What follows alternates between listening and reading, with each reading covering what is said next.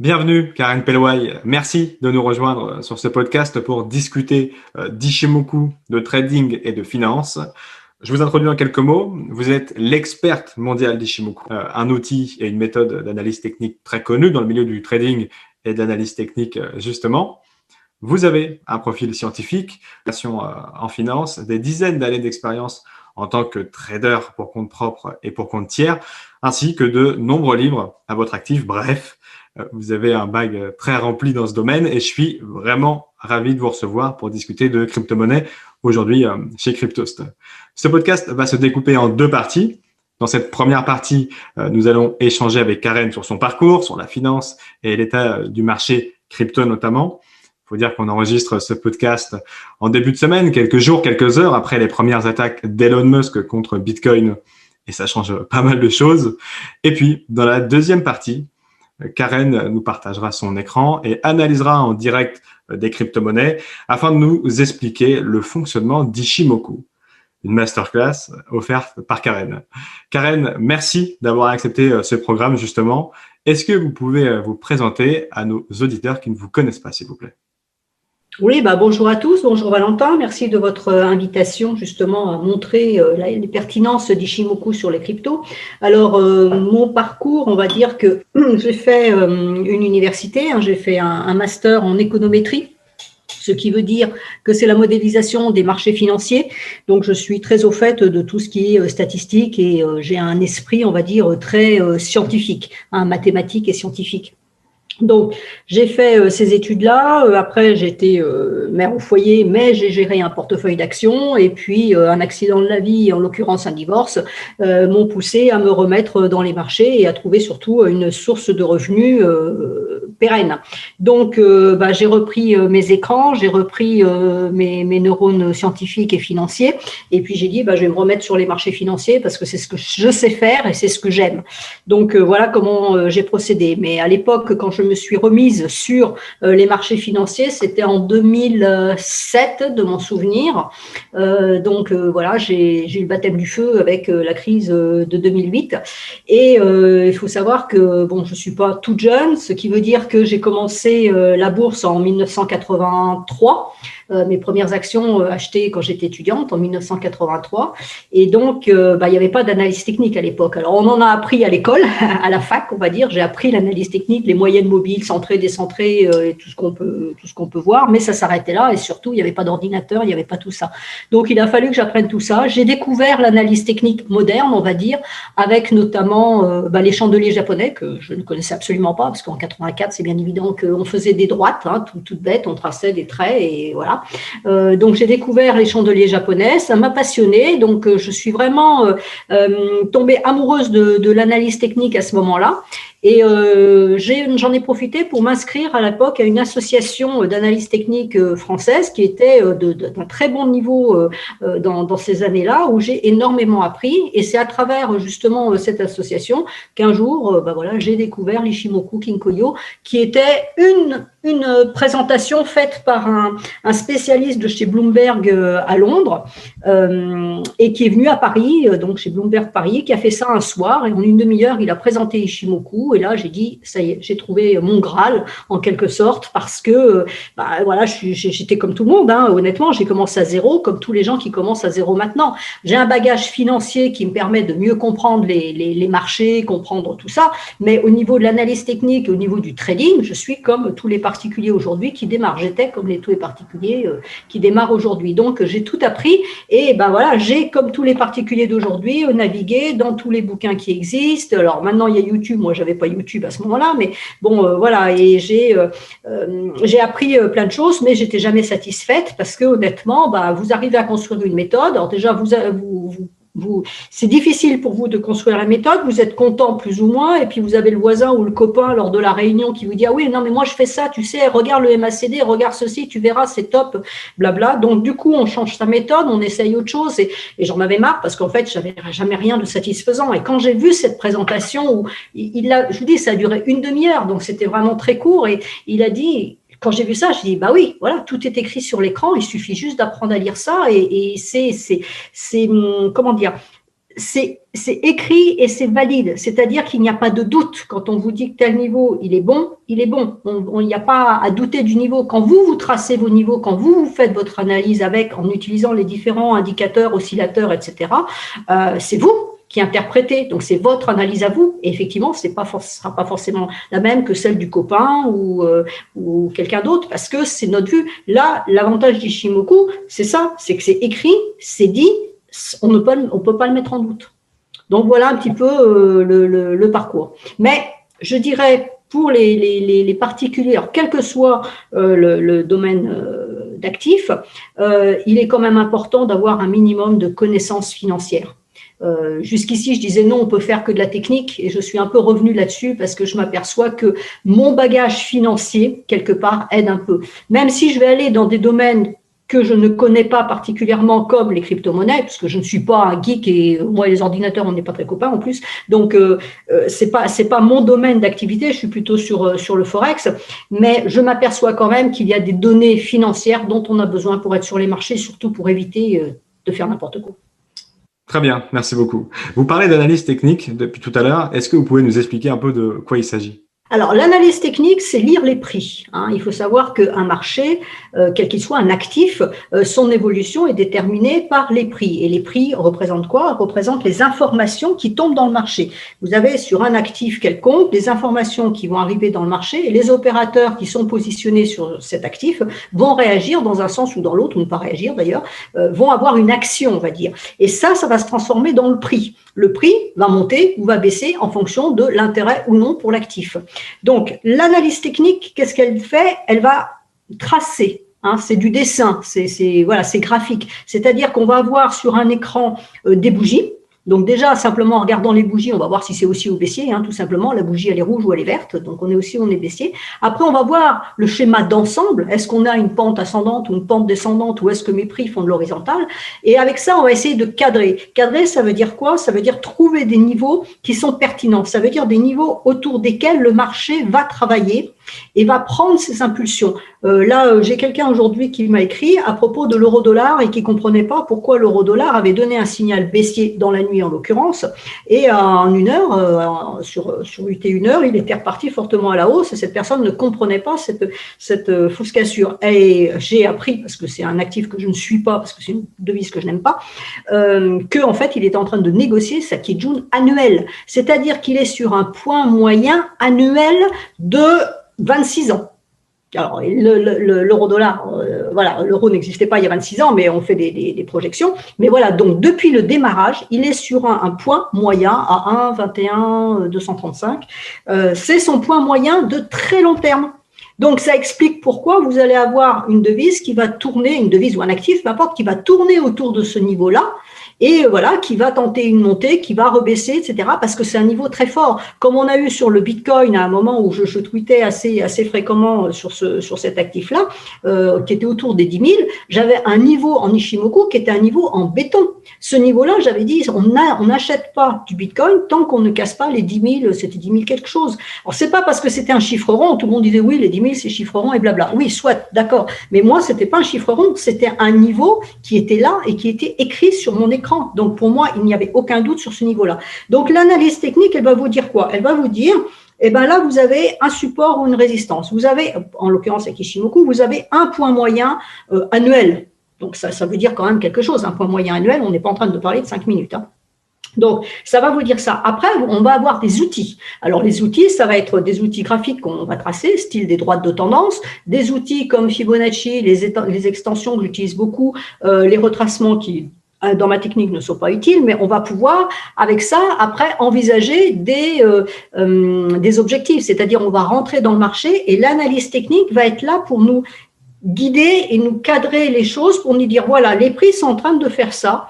Et avec les outils que je vais poser sur mon écran, je vais pouvoir dire, éventuellement, mes prix pourraient aller à tel endroit si tel niveau n'est pas invalidé. Donc, l'analyse technique, elle décrit sur l'écran ce que peut faire un actif. Maintenant, le fondamental dont je parlais tout à l'heure, financier, qu'il va falloir avoir, va nous conforter dans notre analyse technique. C'est-à-dire que si, moi, d'un point de vue technique, je vois que le Bitcoin est haussier, Voilà, le fondamental va peut-être me dire oui, il est haussier parce que JP Morgan l'a recommandé, parce que je ne sais quelle news, mais ça va conforter mon analyse technique. A contrario, je peux avoir une idée technique en disant tiens, là par exemple, on a actuellement le souci avec le dollar, donc la monnaie pure, hein, le dollar, qui ne fait strictement rien. Certains analystes techniques voient une configuration baissière. Moi, je n'arrive pas à avoir de configuration baissière. Pour le moment, il est neutre. Le fondamental va nous aider à nous dire ok, c'est neutre effectivement parce que fondamentalement les économies pour le moment sont neutres. Il n'y a pas de tendance ni à la hausse ni à la baisse. Donc ce que je vais voir sur mon écran représente bien le fondamental que je vois. Et ensuite avec les outils que je vais positionner sur mon écran, donc là par exemple sur le dollar, j'ai mis une fourchette d'Andrews ce week-end baissière. Tant que ça va rester dans ce canal-là, ma devise, en l'occurrence le dollar, restera baissier. S'il s'en extrait, à ce moment-là, ça sera invalidé et je repartirai dans un schéma aussi. Donc, ça permet vraiment de cadrer les choses. On voit des prix sur un écran qui est la base, il ne faut pas l'oublier, c'est la base, c'est les prix qu'on trade, c'est pas un MACD ni un RSI qu'on trade, on trade des prix et les outils qu'on va utiliser vont nous permettre d'affiner notre vue. Mais attention, il ne faut pas en mettre trop. Il y a des gens qui en mettent des tas, hein. J'appelle ça les sapins de Noël, mais c'est très joli. À Noël, ça fait sens, au mois de mai un peu moins. Et le problème, c'est que ça en met trop et du coup, ça brouille l'esprit et surtout, on ne voit plus les prix. Et puis, au bout d'un moment, vous allez avoir deux indicateurs qui vont vous donner des informations contraires et donc vous ne saurez plus quoi faire. Ou alors, il y aura trop de niveaux et dans ce cas-là, vous rentrez plus dans le marché parce que, à chaque fois que vous rentrez, vous dites ah bah oui, mais j'ai ma résistance là, j'ai mon support là et vous rentrez plus. Donc, il faut faire attention avec l'analyse technique. Il faut rester sobre. Il faut que l'écran soit le plus pur possible et le plus simple possible. Je précise que les professionnels, donc ceux qui traitent des gros montants, hein, pas ceux qui ont des comptes à 500 €, ont des graphiques nus. Nus, ça veut dire qu'ils n'ont que les prix. Alors, dans l'œil, ils ont les droites de tendance. Moi, quelquefois, on me dit « Ah, vous n'avez pas tracé votre droite de tendance parce que je l'ai dans l'œil. » Mais voilà, hein, les professionnels ont des graphiques nus. Donc, ça dit bien ce que ça veut dire. Avant d'aller un peu plus loin sur Ichimoku, est-ce que vous pouvez rappeler ce qu'est être trader? Quel est votre rôle dans l'écosystème, que ce soit pour compte propre ou pour compte de tiers d'ailleurs? Un trader, comment dire, c'est quelqu'un, quelle que soit la méthode qu'on va utiliser d'ailleurs, hein, c'est pas propre à Ichimoku, quelle que soit la méthode qu'on va utiliser, ça va consister à aller chercher des opportunités dans le marché. Donc moi, en tant que trader, alors je trade sur des gros comptes, hein, des gros montants, donc j'ai besoin de sécurité maximale. Comme je vous le disais tout à l'heure, quelqu'un qui a un compte à 500 € et quelqu'un qui a un compte à 50 millions, les espérances ne sont pas les mêmes, mais surtout, quand vous allez rentrer des montants pour un gros compte, vous rentrez des positions qui sont assez importantes. Donc, il faut quand même avoir le maximum de sécurité. Donc, c'est vrai qu'on ne va pas avoir les mêmes attentes. Je me suis toujours élevée contre le fait que certaines personnes me disent par exemple, les comptes démo, ça sert à rien parce qu'il n'y a pas la psychologie. Et les gens me disent, alors moi, je prends un compte réel, mais je joue à 10 centimes le point. Mais quand vous jouez à 10 centimes le point, vous n'avez pas non plus l'aspect psychologique. L'aspect psychologique, vous l'avez si vous jouez à 1000 € le point. Là, vous allez faire attention à ce que vous faites. Si vous êtes à 10 centimes le point, j'ai envie de dire, si vous avez perdu 1 € dans la journée, est-ce que vraiment ça va mettre en péril votre mental? Je ne pense pas. D'accord? Donc, j'ai envie de dire, un trader débutant à l'heure actuelle, il doit avant tout choisir sa méthode, quelle qu'elle soit. Il faut absolument qu'il trouve sa méthode, celle qui marche, de façon récurrente. Après, il va l'appliquer. Et une fois que ce travail sera fait, hein, il ne faut pas oublier que le trading, c'est quand même 20% de technique seulement et 80% de psychologique. Donc déjà, il faut affiner la partie technique. Il faut avoir une technique en béton armé. J'ai dit bien, quels que soient ces outils, ça peut être des moyennes mobiles, ça peut être des bandes de Bollinger, peu importe. Il faut qu'on ait confiance en son outil. Ça, c'est quelque chose de hyper important, la confiance. Hein, la confiance se construit lentement, mais se démolit extrêmement vite. Donc, si dans votre trading, vous avez totalement confiance dans votre méthodologie, dans la façon dont vous avez construit votre système, c'est-à-dire la façon dont vous rentrez, vous sortez dans le marché, comment, le nombre de points que vous allez chercher, sur quelles unités de temps, etc. Quand tout ça est bien calibré et fonctionne, à ce moment-là, on intègre le côté psychologique et c'est en intégrant ce côté psychologique qu'on va passer sur le réel. Mais on ne passe pas sur du réel à 10 centimes le point. On va passer sur le réel en fonction de son capital, bien évidemment, et on va prendre des positions qui font sens. Quelqu'un qui a un capital de 10 000 € et qui joue à 10 centimes le point, c'est ridicule. C'est pas ce qu'on espère faire et gagner avec un capital comme ça. Donc, le trading, contrairement à ce que disent certaines publicités sur Internet, ça ne s'apprend pas en 20 minutes. C'est un métier. Hein. Un trader, il n'apprend pas son métier en un quart d'heure. On est bien d'accord. C'est comme tout métier, ça s'apprend. Ça demande énormément de discipline et de rigueur. Il y a tous les gens qui vont perdre leur compte ou qui vont, comme on dit vulgairement, cramer leur compte. Alors ça c'est pareil, c'est une légende. Il faut cramer un compte pour réussir. C'est pas vrai, on n'a pas besoin de cramer un compte pour réussir. Je n'ai jamais cramé de compte et voilà. C'est pas un incontournable. Ce qu'il y a, c'est qu'il faut travailler. Il faut vraiment tout construire, il faut tout élaborer, donc ça demande de la lecture ou regarder des vidéos sur YouTube si on n'aime pas trop lire. Ça demande vraiment de tout calibrer et après on pourra être rentable. Alors après, ça dépend des méthodes qu'on va utiliser, ça dépend sur quels actifs on va aller. Là, effectivement, à l'heure actuelle, il y a beaucoup de gens qui vont sur les crypto-monnaies en se disant « Ah, c'est super, les cryptos, ça peut faire du 1000% en peu de temps, pourquoi je vais m'embêter à aller sur du Forex où ça fait strictement rien ?» Je le conçois, sauf que comme j'ai répondu à une personne ce matin, j'ai dit oui, mais ça va dans les deux sens.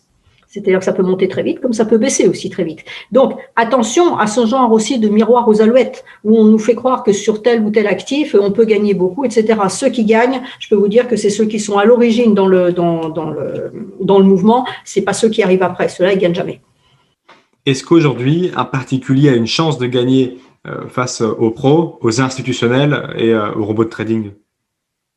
Alors, le trading de robots, j'en parlerai pas parce que j'ai un avis assez particulier sur la question. Les robots, c'est pas eux qui font le marché. Hein. La preuve, c'est que quand vous avez des jours fériés, il n'y a plus de trading. Donc, s'il y avait des robots, les robots, a priori, ne font pas les jours fériés. Donc, il faut relativiser cette notion de trading de robots. Alors, après, un particulier, oui, il a tout à fait ses chances. Contrairement à certains qui disent que non, le particulier n'a pas sa place, je pense que le particulier, aujourd'hui, peut, mais il faut qu'il s'en donne les moyens. Vous avez des tas de particuliers qui regardent 3 vidéos sur YouTube et qui vont trader le Bitcoin. Bon, bah ça c'est sûr, ceux-là ils vont jamais gagner, c'est certain. Il faut s'en donner les moyens, comme je le dis. Le trading c'est un métier. Vous n'êtes pas chirurgien en regardant 3 vidéos. Donc il faut absolument apprendre, s'en donner les moyens. Donc prendre des formations si on a besoin d'être formé, si on a besoin de quelqu'un pour être épaulé, pour être guidé. Donc prendre les bonnes formations, de vérifier que les personnes qui vous font des formations, c'est pas une personne qui a lu 3 bouquins et qui se met formateur, qui gagne plus d'argent avec ses formations plutôt qu'avec son trading. Faire attention à qui vous prenez, mais il faut se former, il faut apprendre des choses et oui, c'est du travail. Bon, honnêtement, un particulier ne peut pas être rentable la première année. Voilà, pour moi, c'est minimum 1 an de travail. Alors, je ne dis pas qu'on va perdre pendant 1 an, c'est pas ce que je dis. Je dis il y a la période de formation, il y a la période de test, d'apprentissage, de compréhension des marchés. Il y a beaucoup de travail à faire et une fois que ce travail est fait, après, on va devenir rentable. Mais il faut y aller petit pas par petit pas. Le problème aujourd'hui, et dans la situation actuelle par-dessus le marché, il y a beaucoup de gens qui sont aux abois financièrement et qui vont aller mettre leur capital ou leurs assurances chômage ou que sais-je, et puis ils disaient moi je vais trader et je vais gagner de l'argent. J'ai des demandes, hein. J'en ai eu des tas pour former des gens comme ça qui me disaient voilà, j'ai perdu mon boulot, je veux gagner ma vie en tradant. J'ai pas fait les formations parce que c'est pas comme ça que ça marche. C'est pas comme ça que ça marche. Et le trading, en plus, comme il y a une forte pression psychologique, parce que alors pour quelqu'un qui n'a pas de boulot, c'est d'autant plus fort parce qu'il faut qu'il gagne de l'argent pour payer son loyer ou pour mettre des choses dans son frigidaire. Donc la pression, elle est forte. Et cette pression-là nous empêche d'être lucide sur les marchés. Ce qui veut dire que j'ai des gens qui me disent « Ah oui, mais je comprends pas, j'ai tradé aujourd'hui, puis le marché il fait rien, etc. » Mais oui, parce qu'il y a des périodes où il n'y a pas de marché. On ne trade pas parce qu'il se passe rien. Il faut savoir ne pas trader aussi. Donc, il faut pouvoir avoir le recul de dire « Aujourd'hui, je ne gagne pas d'argent. » Je gagne pas, j'en gagne pas, parce que le marché n'est pas porteur, mais ça veut dire aussi que je n'en perds pas. Et ça, les gens ont tendance à l'oublier. Donc, les gens vont rentrer sur le marché, ils vont trader tout et n'importe quoi et n'importe comment, parce qu'il faut absolument gagner de l'argent. Donc, attention à cette pression financière. Et je dis en général que quand on démarre dans le trading, il y a toute l'étape formation qui prend du temps, ça ne se fait pas en 20 minutes, et après, il vaut mieux avoir un boulot à côté, même si c'est un boulot qui n'est pas intéressant et qui n'est qu'alimentaire, mais au moins, on paiera son loyer à la fin du mois.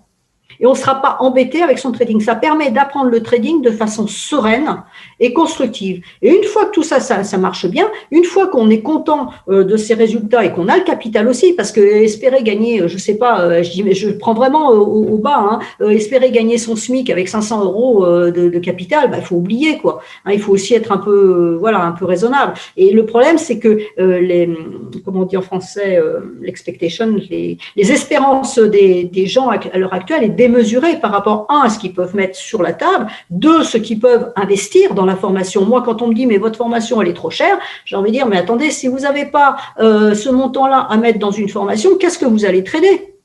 C'est tout. Mon livre, il est trop cher, mais si vous n'avez pas les moyens pour acheter mon livre et apprendre tout ce qu'il y a à apprendre, avec quoi vous allez trader ? Il faut être un peu logique à un certain moment. Rien n'est gratuit. Vous apprenez à faire du cheval, il faut le payer, le moniteur de cheval. Je suis désolée. Est-ce que vous pouvez nous décrire votre semaine type ? À quelle heure vous vous levez ? À quelle heure vous tradez ? Vous ne tradez pas ? Et quand est-ce que vous commencez votre semaine d'ailleurs ? Est-ce que c'est dès le dimanche soir ? Dites-nous tout.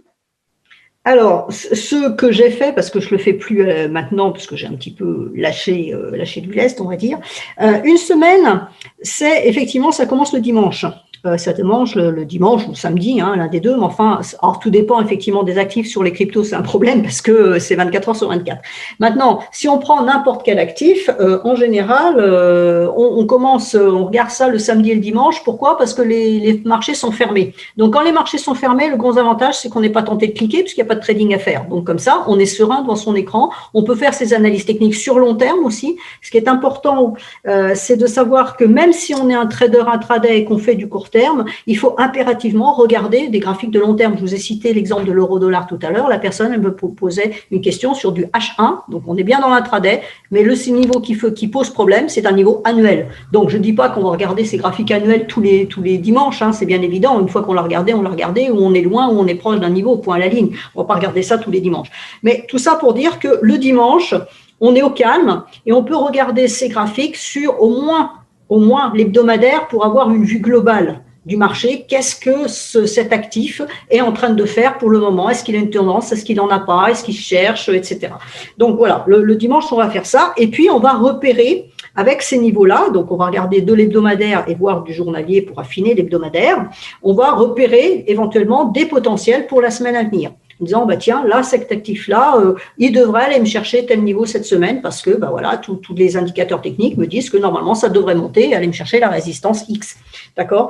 Donc, ça va nous donner des possibilités pour la semaine. Et après, dans la semaine, on va regarder à quel moment ces possibilités, donc en fonction de nos plans de trading, de nos setups, des critères qu'on a pour entrer dans le marché, voir si ces critères sont validés, et quand ils sont validés, on les active.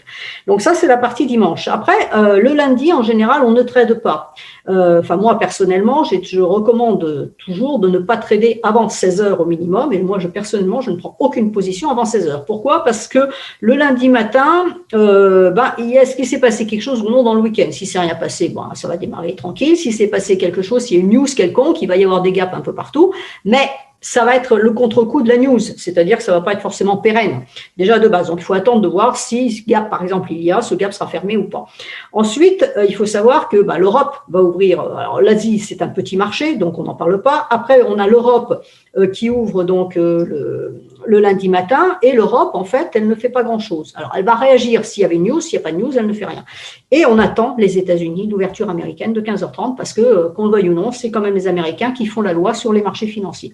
Et donc, c'est pour ça que, en général, je dis, le lundi matin, on regarde ce qui se passe. C'est-à-dire, effectivement, s'il y a eu quelque chose dans le week-end, comment c'est interprété par les marchés. Donc, par rapport à nous, ce qu'on avait vu le dimanche, est-ce que ça va remettre en cause nos analyses ? Donc, on va refaire peut-être certaines analyses le lundi matin. Donc, on est tranquille, mais on ne clique pas.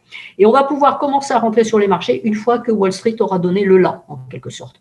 Et donc, voilà comment ça va se dérouler. Après, même chose, en fin de semaine, la fin de semaine, le vendredi, pour les Européens, je dis toujours, on ferme les écrans à 12h30. Ça sert à rien. La séance, elle est finie. C'est terminé. Après, c'est des nettoyages de portefeuille. Les Européens vont se fermer leur portefeuille, ils vont fermer des positions, voilà, c'est plus du marché réel. Alors, il y a toujours le premier vendredi du mois avec le chiffre du chômage, enfin, de l'emploi américain qui chahute. Et là, on sait très bien qu'en général, le vendredi matin, il ne se passe rien. À 14h30, il y a chiffre qui tombe. À 15h30, il y a Wall Street qui réagit. À 16h, tout est fermé. Après, il ne se passe plus rien. Le marché est mort. Je parle en Europe. Après, ça travaille aux États-Unis, mais même aux États-Unis, après, il ne se passe plus grand-chose. On a un créneau d'1 heure pour travailler, ça s'arrête là.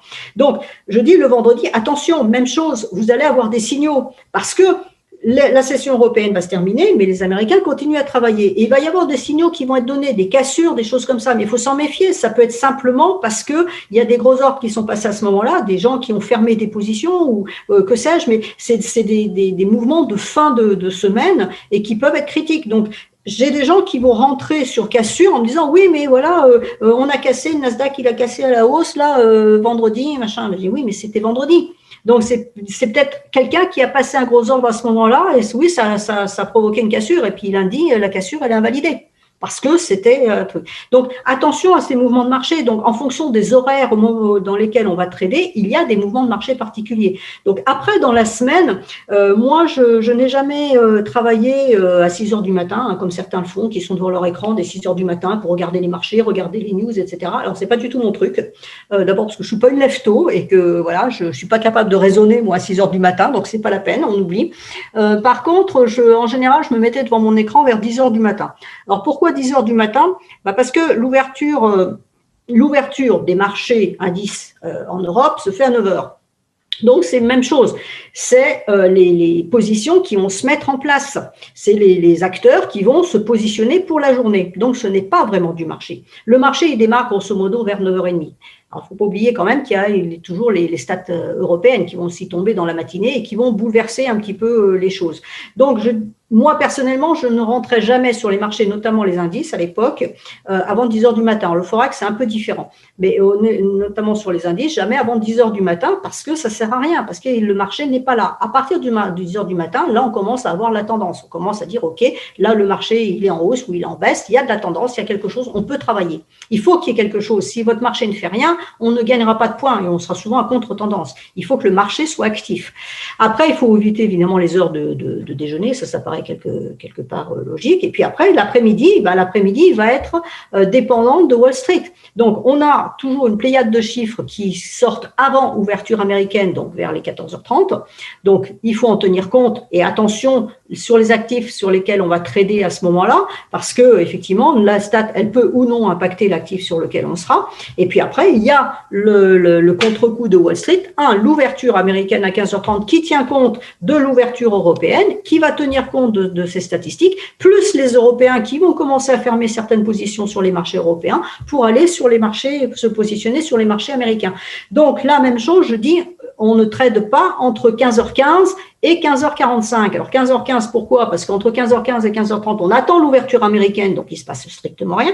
Donc ça n'a aucun intérêt. 15h30, c'est l'ouverture américaine. Et je considère qu'il faut au moins un quart d'heure pour que l'ouverture soit absorbée. Si vous regardez les bougies de 15h30, souvent vous pouvez voir votre marché qui commence par dégringoler. Et puis à 15h45, on a tout récupéré et on repart dans l'autre sens. C'est les ouvertures, c'est ce qu'on appelle les carnets qui passent de place financière à une autre place financière. Et tout ça, il faut que ça se mette en place. Comme il y a l'ouverture européenne à 9h où on met les choses en place, l'ouverture américaine, pareil. Et il faut faire attention parce que souvent à 16h, il y a aussi des stats américaines qui tombent. Quelquefois, il y a 15h45, il y a Chicago PMI notamment qui tombe à 15h45. À 16h, il y en a d'autres.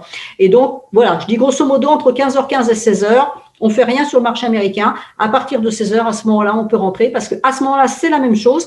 Il va y avoir de la tendance et on va se mettre dans ou contre la tendance, suivant son style de trading, mais on sait dans quel sens on peut aller. Avant, on ne sait pas dans quel sens on peut aller. Donc voilà. Et puis le soir, moi en général, j'avais tendance à m'arrêter quand j'avais fait ma journée, donc ça pouvait très bien être à 11h du matin, voire à 16h, mais sinon, à 18h au plus tard, les écrans sont fermés. Ça sert à rien de continuer après. Alors, bon, j'ai eu la chance de pouvoir travailler à la fois en Europe et aux États-Unis. Quand j'étais aux États-Unis, c'était un peu différent, mais même aux États-Unis, on s'aperçoit qu'à partir de 18 heures, il se passe plus grand-chose. Il faut attendre à peu près donc 20 heures européenne, voire 19h30. J'ai pris quelques positions pour la nuit à 19h30 heure européenne quand j'étais aux États-Unis, parce qu'il y a des choses qui se passent. Ben là, c'est la même chose. Il y a la fin américaine plus le démarrage de l'Asie qui va arriver derrière. Donc les opérateurs qui vont commencer à se positionner sur les marchés asiatiques.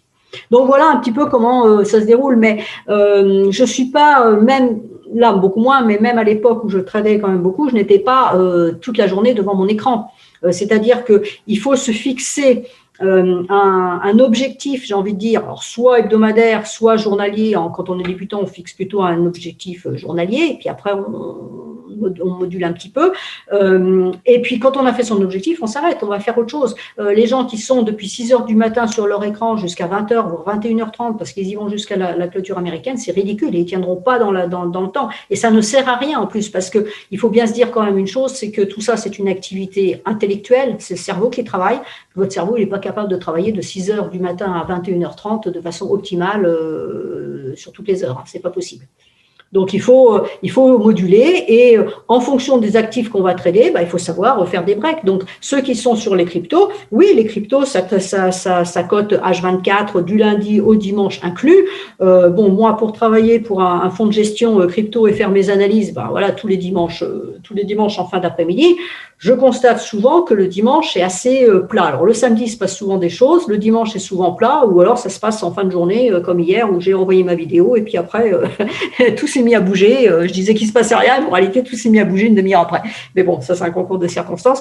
Mais c'est vrai que j'ai envie de dire, soyons logiques, je veux dire, oui, tout le monde, tout être humain a besoin de repos. Donc, même si les cryptos elles travaillent le week-end, le week-end, on va se promener quand il fait beau. Quand il pleut, ok, on trade, mais sinon, on a de la famille, on fait autre chose et on se lave la tête parce qu'on ne peut pas être opérationnel H24 du lundi au dimanche, c'est pas possible. Effectivement, le marché crypto ne ferme pas et c'est une grosse différence avec les actions. Même si, et on le voit toutes les semaines sur la chaîne de crypto, c'est avec Vincent Gann, il existe une corrélation entre ces deux classes d'actifs et il faut donc garder un œil dessus. Et si on prend justement, dans la continuité de votre exemple, l'info d'Elon Musk dont on parlait en introduction, qui renie un peu le Bitcoin en partie et qui affole les cours donc, on dit souvent que le marché est le reflet des sentiments humains. Dans quelle mesure, dans ce cas-là, parfois, le sentiment drive le prix et prend un peu le pas sur la technique? Heureusement, on n'a pas eu Trump et Musk en même temps, parce que là, je pense que franchement, on aurait passé l'ordinateur par la fenêtre. Mais donc, Trump n'étant plus là, c'est Musk qui le remplace. Il faut bien qu'il y ait un remplaçant. C'est vrai que c'est extrêmement pénible. Et pour les traders, donc là, c'est Musk qui intervient sur le marché crypto, c'est quelque chose de particulier. Mais comme l'a dit Vincent, on est dans un monde de starisation des personnes. Donc, on a Musk pour les cryptos, mais on a Cathie Wood sur les marchés, les autres marchés aussi, qui fait la pluie du beau temps. Mais enfin bon, faut savoir quand même que son fonds est fait moins 36% depuis le début de l'année. Donc, on va dire que voilà, mais ça n'empêche qu'elle est invitée partout et qu'elle dit que tout va bien dans le meilleur des mondes. Donc, on a ce problème-là à l'heure actuelle et j'ai envie de dire, il faut effacer il faut pas écouter ces genres d'informations. Alors, c'est vrai qu'on va voir l'actif. Si on parle de Musk, par exemple, on va voir l'actif, le Bitcoin, par exemple, qui va être tout d'un coup, il va se prendre 20% comme ça recto parce que il y a Musk qui a tweeté quelque chose.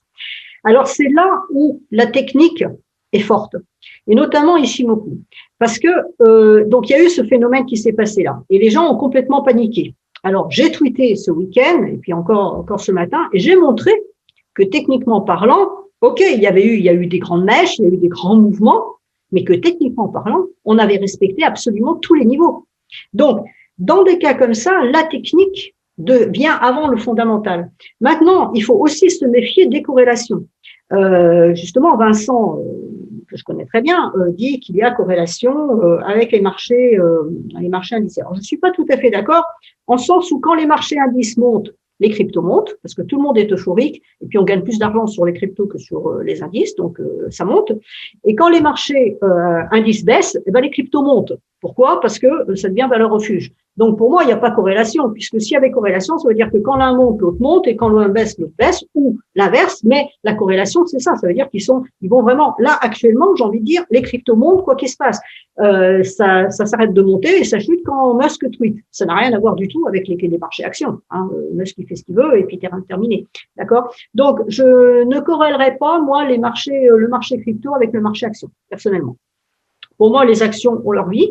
Les actions sont drivées, elles, par les banques centrales. Ça, c'est un scoop pour personne. Hein. Tant qu'il y a la perfusion, c'est ça. On va voir ce qui va se passer quand la perfusion va être enlevée. Ça risque de pas être beau à voir.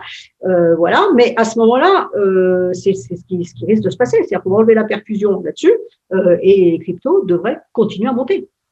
Ouais, vous pensez effectivement qu'à ce moment-là, les cryptos joueront leur rôle de valeur refuge? Je vois pas, pour moi, l'or n'est plus une valeur refuge, parce que, grosso modo, à part les papilles, il n'y a personne que ça intéresse. Donc, pour moi, l'or n'est plus une valeur refuge. On l'a vu. Quand il y a des secousses sur les marchés, l'or ne bronche pas. L'or, pour le moment, il bouge avec le dollar. Mais c'est pas l'or en lui-même qui bouge. C'est le dollar qui fait bouger comme les matières premières. D'accord? Et d'ailleurs, si c'était une valeur intéressante de ce point de vue-là, ça devrait monter beaucoup plus. Donc, c'est pas le cas.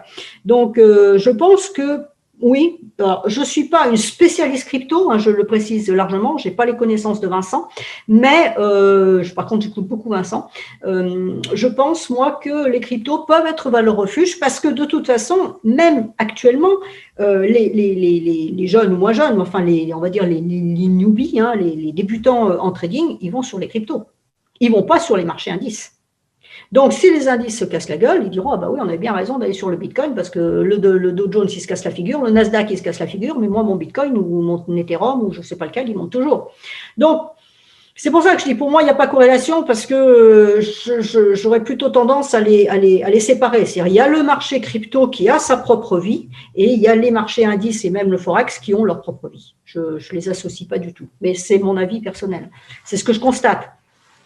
Et ça fait un an que je travaille justement pour un fonds de gestion là, pour lequel j'ai fait des analyses. Et justement, à chaque fois que j'ai émis des avis un peu justement comme ça en disant « Ah oui, mais quand je regarde les indices ou le fondamental me dit que sur les indices que je m'aperçois que les cryptos n'ont strictement rien à faire. » Et même à l'intérieur des cryptos, alors je n'analyse pas toutes les cryptos, hein, je fais les 10 majeurs, 10, 12 majeurs, même entre elles, il y a des décalages. Il y en a qui vont booster, d'autres qui vont être plan-plan, d'autres qui sont baissières sans vouloir vraiment baisser, ne savent pas trop où elles vont. Donc, même à l'intérieur de cette classe d'actifs, je veux dire, il y a quand même beaucoup de décorrélation entre elles. Donc, c'est pour ça que je pense que c'est vraiment un marché où, je ne mettrai pas de corrélation entre les actifs, comme on peut avoir entre les S&P, le Dow Jones, le Nasdaq, etc. Et je ne mettrai pas de corrélation avec les marchés actions. Ça, pour moi, en plus, ça ne fait pas sens parce que c'est des domaines tellement différents que pour moi, autant on peut avoir une corrélation entre le Forex, et déjà là, il faut la chercher, entre le Forex et les indices, parce qu'effectivement, c'est de l'économie, c'est quelque chose de très construit, enfin très particulier, mais les cryptos, c'est quelque chose de tout à fait autre. Et de même avec les matières premières. Les matières premières, oui, on peut avoir des corrélations, ce ne sera pas avec les marchés indiciels en l'occurrence, ça sera de façon générale, ça sera plutôt d'ailleurs avec les monnaies. Dans ce cas-là, avec le Forex, on aura plus de corrélation qu'avec les marchés indiciels. Donc, les corrélations, il ne faut pas en mettre partout. Il faut faire être extrêmement prudent avec ça. Faut pas. On analyse un marché, on est sur un type d'actif, on se concentre sur ce marché-là et sur le fondamental qui concerne ce marché. Moi, personnellement, je ne fais pas d'indices parce que les indices, ça m'ennuie. Ça ne m'intéresse pas. Le fondamental ne veut rien dire. Là, c'est la Banque centrale qui fait bouger les indices, ou ne les pas bouger d'ailleurs, peu importe. Mais donc, ça ne m'intéresse pas. Le Forex, c'est intéressant parce qu'il y a une dynamique derrière et qu'on ne manipule pas des devises. C'est mondial, les devises. On ne peut pas manipuler une devise comme ça. Il faut avoir quand même de très, très gros moyens. Et les cryptos, c'est encore un autre domaine qui fait appel à des choses. Quand on prend une crypto, derrière, il y a des projets, il y a des choses derrière. Ça représente quelque chose. Je ne parle pas des shitcoins, ça j'en oublie. Mais ce que je veux dire par là, c'est quand on prend dans les majeurs, ça représente des choses. Donc, si on veut trader la crypto, il faut s'intéresser au marché de la crypto. Il faut aller dedans, il faut comprendre comment ça fonctionne, etc. Et on traite ça et on va prendre nos informations fondamentales, si elles y sont, on va les prendre, on va prendre notre technique et on va trader comme ça. Et on oublie ce que fait le Dow Jones, on n'en a rien à faire pour acheter du Bitcoin. D'accord. Avant de conclure cette première partie, parlons un peu de votre bagage finance. Finalement, est-ce qu'avec l'injection de liquidité actuelle sur les marchés financiers, le seul signal à regarder, ça ne serait pas justement ça et uniquement ça? Tant qu'on injecte de la liquidité, pas de problème, Mais les jours où on ferme le robinet des liquidités, attention. C'est pas évident parce que là, les liquidités, on continue toujours à en mettre dans le marché et on voit que les marchés ne font plus rien. Ça fait quand même un certain temps que ça, je dirais, ça monte par défaut. Quand je vois, moi, le soir sur Twitter que le Dow ou le S&P, ou bon, pas le Nasdaq parce qu'il baisse pour le moment, mais faisait un nouveau plus haut, je regarde, je dis, ah bon, il fait un nouveau plus haut, et je m'aperçois, oui, il a fait 2 points de plus que la veille.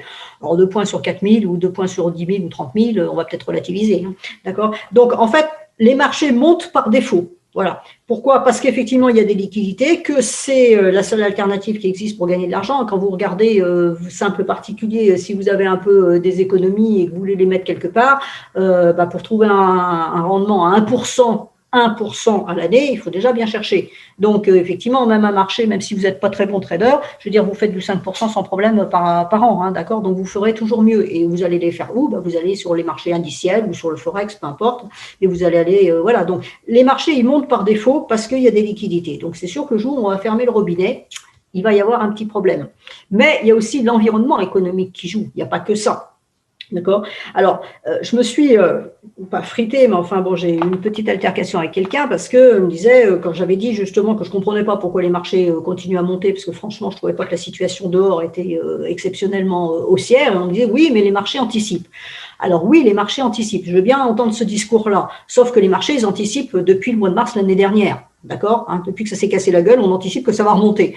Bon, c'est bon, ça a remonté, voilà, mais bon, les économies, jusqu'à preuve de contraire, ne sont pas flamboyantes pour le moment. Alors, les États-Unis peut-être, l'Europe, on va peut-être relativiser, hein, jusqu'à preuve du contraire, le confinement en France, il n'est pas terminé. Donc, voilà, il faut relativiser tout ça. Moi, je dirais que les indices montent parce que on ne sait pas où mettre son argent. Quand on me dit oui, mais les chèques qui sont donnés par le gouvernement américain, ils vont tous dans la bourse, là c'est pareil, on va relativiser. Il y a ceux qui vont sur Reddit et sur Wall Street Bets, ok, d'accord, mais enfin c'est quand même pas la majorité, parce qu'il y a quand même pas mal de gens qui ont besoin de cet argent, ne serait-ce que pour vivre, et ce n'est pas la majorité des gens qui va sur les marchés. Donc c'est quand même quelque chose de très particulier, et je pense qu'un jour, comme on dit, la musique va s'arrêter. Et que là, effectivement, ça va faire mal. Alors, est-ce que ce sera cette année? Est-ce que ce sera plus tard? Moi, je pense que là, à l'heure actuelle, il y a un gros problème, qui est le problème de l'inflation. Alors, certains disent que cette inflation-là, elle va être de courte durée parce que ça va être un effet rebond immédiat puisque les économies vont se libérer. Alors ça déjà, on va attendre que ça se passe. Hein. Les économies vont se libérer, on va reprendre la vie normale, etc. Donc il va y avoir de la demande, etc., etc. Il y a des pénuries sur les matières premières, donc il va y avoir des pénuries sur l'offre, donc la demande va faire monter les prix. Donc certains disent que cette inflation va être de courte durée, ça va être un effet ouverture, retour à la vie normale, on va dire. D'autres disent que non, cette inflammation va être plus pérenne. Et effectivement, si cette inflation, elle est pérenne, à ce moment-là, il risque d'y avoir des problèmes sur les marchés. Et s'il y a inflation, ça veut dire augmentation des taux, ça veut dire qu'on resserre les robinets et effectivement, il n'y aura plus cet afflux financier sur les marchés. Et là, oui, ça peut faire mal. Donc, j'ai envie de dire, pour le moment, c'est l'incertitude totale. C'est pour ça qu'en plus, je n'aime pas les indices pour le moment parce que ça peut basculer à tout moment. Il suffit d'une mauvaise nouvelle et ça peut chuter fort. Donc, je serai extrêmement prudente. Effectivement, ça risque de piquer un peu. C'est ainsi que s'achève notre première partie, mais on ne se quitte pas pour autant. Dès demain, retrouvez la seconde partie de cet échange dans laquelle Karen va passer à la pratique maintenant que vous connaissez un peu plus les bases du milieu du trading. Nous verrons comment utiliser Ichimoku, à quel niveau rentrer, sortir, prendre profit. Faut-il coupler Ichimoku avec d'autres indicateurs? Bref, un aperçu global de cet outil si puissant et particulièrement dans le milieu des crypto-monnaies. Si vous écoutez ce podcast sur une plateforme de streaming, notre aventure s'arrête. Venez sur YouTube pour continuer car toute la seconde partie sera très visuelle. À tout de suite.